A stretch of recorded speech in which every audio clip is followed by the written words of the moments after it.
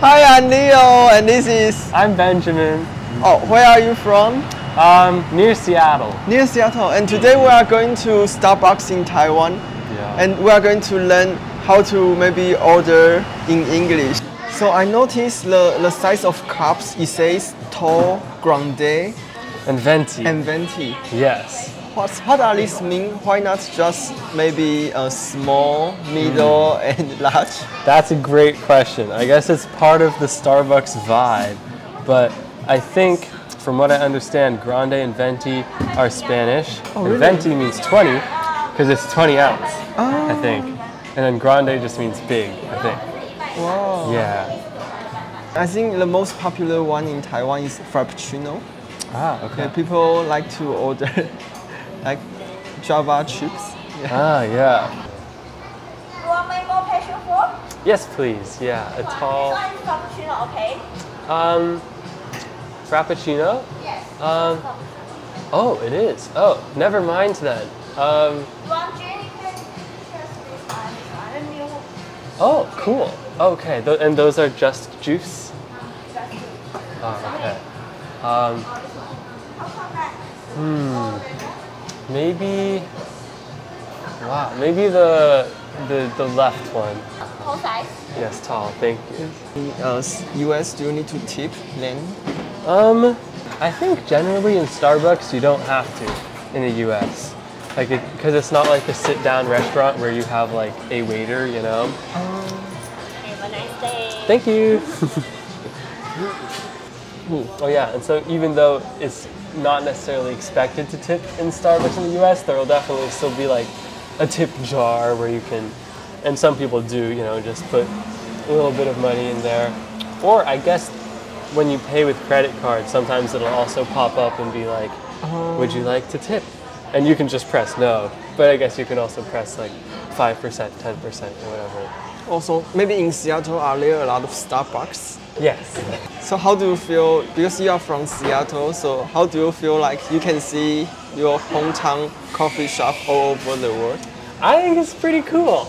I mean, I think even for Seattleites, we don't necessarily see it as like our, you know, local little hometown coffee shop, right? You can try this Frappuccino. Oh, thank you.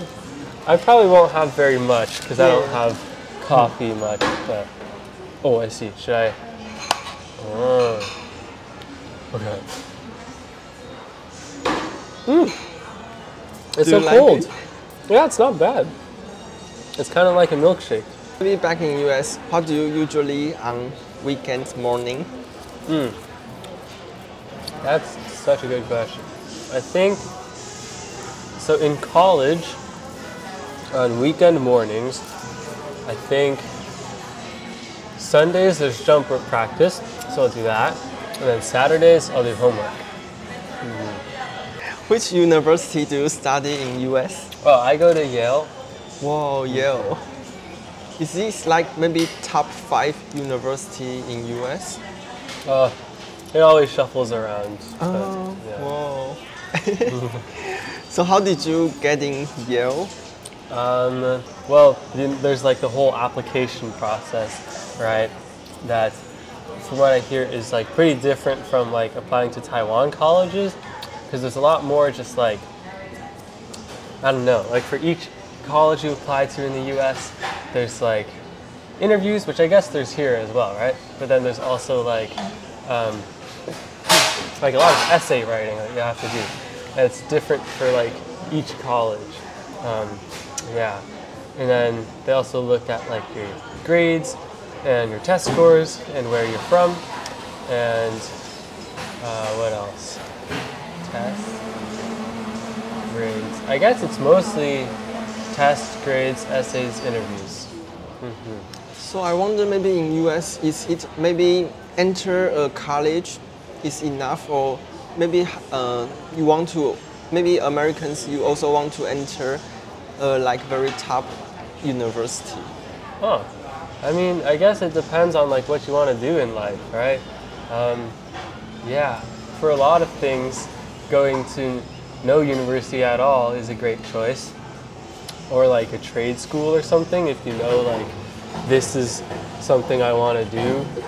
and then you can just go straight to that, and no need to put yourself through the whole application process. Like, my mom went to University of Virginia, and the person who founded University of Virginia is Thomas Jefferson, and my mom was always like, he was very big on like learning is like a lifelong process. And so at UVA, University of Virginia, they don't call it like first year, sophomore. They don't call it like freshman, sophomore, junior, senior. They call it first year, second year, third year, fourth year, because like junior, senior implies like, oh, you're done. Like senior, that's it. There you go. You've learned. But learning is a lifelong process. So even after you graduate, you're still learning. You'll be a fifth year, then a sixth year, then a seventh year. You know, just out in the world. All that to say, I think a benefit of college is also just continuing that learning process in a focused way, if that's something you're interested in. Yeah. Wow. So what did you learn from maybe Yale? I mean, you meet so many great people, like who also very smart, very intelligent. So do you have maybe, what did you learn there?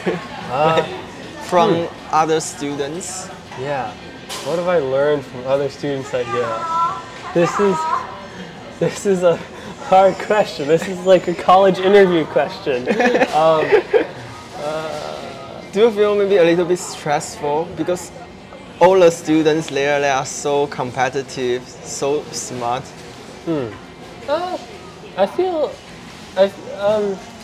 I don't really feel much competition. Like I don't feel that competitive of an atmosphere. I mean, I guess for one thing, like there's a lot of undergrads, so you can like surround yourself with any kind of like circle you want, and so for some people you probably can have like a very like competitive atmosphere with your peers where everyone's always like, oh, how did you do on this test, and very aware that like you're being graded based on a curve, so it matters how well you do compared to others and stuff. But I think there's also so many people at Yale who are just like having a chill time and are very, have their heads on straight about like, okay, this is just my college years and I should enjoy it as well as, put investment into my learning as well. So yeah, I don't know. I think among my friends, it's definitely like, we're in this together and like not too stressful. That's great. So how do you normally arrange your time during college if you don't have class? Let's